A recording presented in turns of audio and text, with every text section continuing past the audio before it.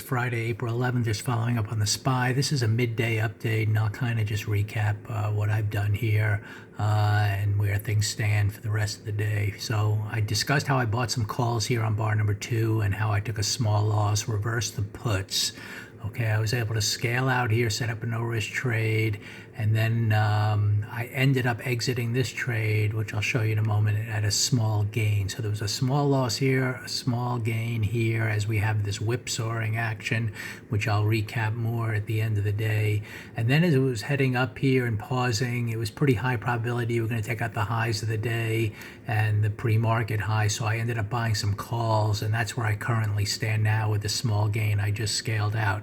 So overall, kind of a break-even stuff here in the middle of the day with early in the day with a small loss and then a small gain. And now I have a small gain going forward to see what unfolds here on the inside bar from yesterday. We're still inside of it. We're green on the day. It looks like we want to try to get a 2-up, day developing here, but then we have to see if that really builds any momentum to close the week out near these highs or not. It's still possible to take this out and not get up there and then eventually fail for a third whipsaw on the day. In other words, we try to go up, we try to go down, we're trying to go up, and who knows now if we're going to hold there and continue, or, and that has to get through the high of yesterday right here and see if we can work up there, or is it just going to fail again and kind of stay choppy in this whole zone. So just wanted to follow up on that again with those options, the put options. I discussed how I bought at 15.55. I scaled out at 17.50 and 18.13 to set up a kind of a no-risk trade, and then when it started moving back against me, I had exited the remaining position at 12.90.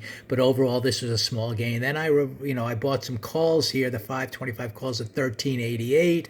I scaled out at 16.44, and they're asking 16.73 right now. So they're moving up, and I'll not, this will be no worse than a small gain if it comes all the way back down, as long as I kind of, exit the rest of the position at, let's say, above 14. If this should come down, then I end up with a very small gain there, and that's just all it becomes on a very choppy day. So again, choppy day, at least at the open, in between the pre-market range here.